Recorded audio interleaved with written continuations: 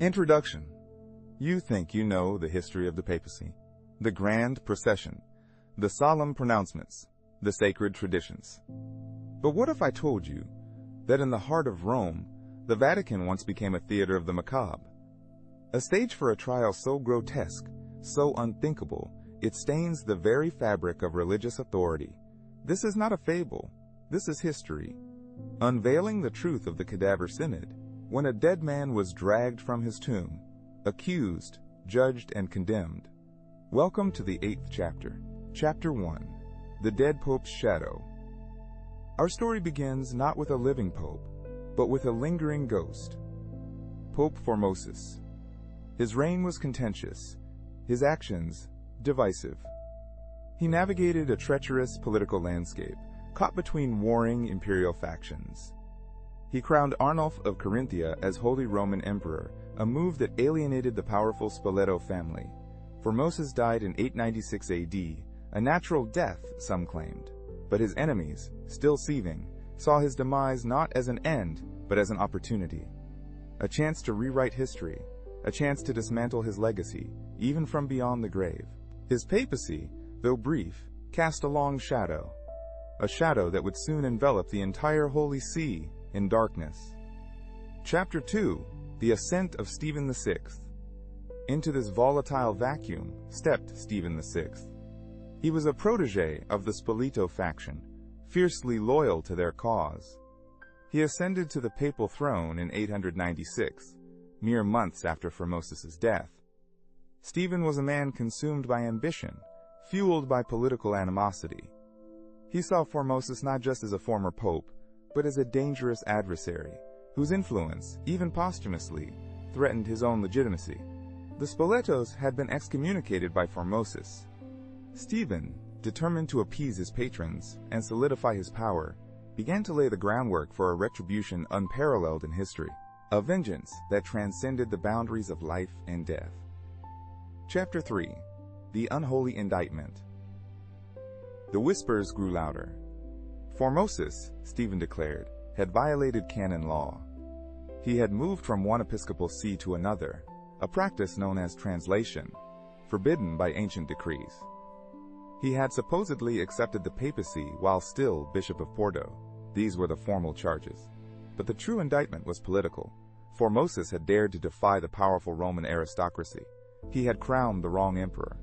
Stephen, in an act of staggering audacity, decided that these transgressions could not simply be ignored. The dead man must face justice. The Pope was not just attacking a corpse. He was attacking a symbol, the very authority of the papacy itself. Chapter 4.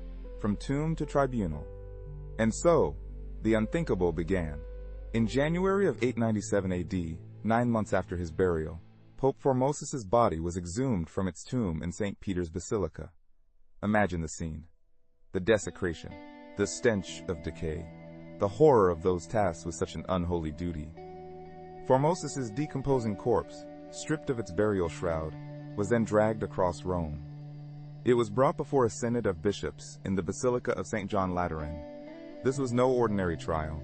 This was a grotesque pantomime, a puppet show with a dead man as the star, a macabre spectacle designed to send a chilling message. Chapter 5. The Cadaver on the Throne. The Cadaver Synod commenced. Formosus's rotting cadaver was propped up on a throne, dressed in papal vestments, its flesh decomposed, its eyes long gone. A deacon was appointed to stand beside the corpse, speaking on its behalf.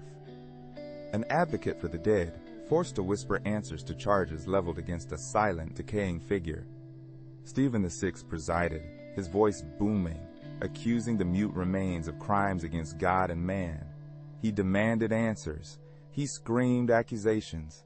He pressed for confession. The proceedings were a farce, a terrifying display of unbridled power and psychotic hatred.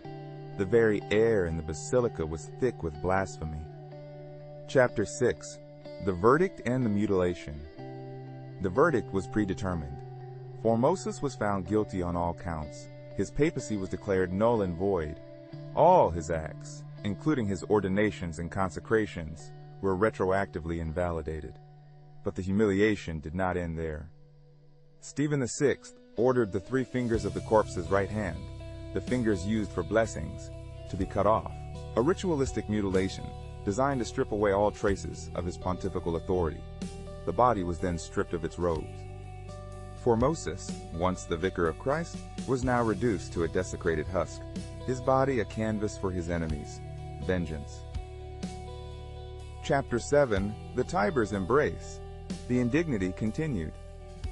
Formosus's mutilated body was then dragged through the streets of Rome, amidst jeers and condemnation. Finally, it was thrown into the Tiber River, cast out, like an unholy object, a final act of utter annihilation. The intention was clear, to erase Formosus from history, to deny him even the sanctity of a grave, to ensure his memory was not merely tarnished, but obliterated entirely. This was not justice.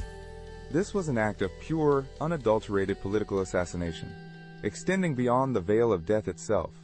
The river swallowed the evidence, but not the infamy. Chapter 8, The Aftermath and Retribution. But Stephen VI's reign of terror was short-lived. The gruesome spectacle horrified many Romans. The sheer barbarity of the Cadaver Synod backfired spectacularly. Public opinion turned against Stephen. The very ground on which he stood began to crumble. Later that same year, in 897 AD, a popular uprising led to Stephen's imprisonment. He was subsequently strangled to death in his cell. His fate, a grim echo of the violence he inflicted.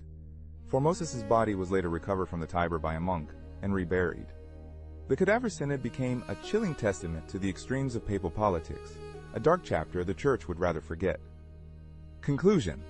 The Cadaver Synod stands as a stark reminder, a historical anomaly that reveals the brutal underbelly of power. A time when the sacred was desecrated, and the dead were not allowed to rest, when the hunger for control warped the very definition of justice.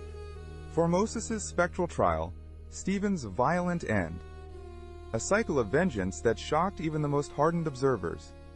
History is written by the victors, but sometimes, just sometimes, the 8th chapter reveals the other, far more horrifying truth. The truth of a dead pope, tried by the living, condemned by the zealous, and cast into the river. A truth that still sends shivers down the spine of Rome.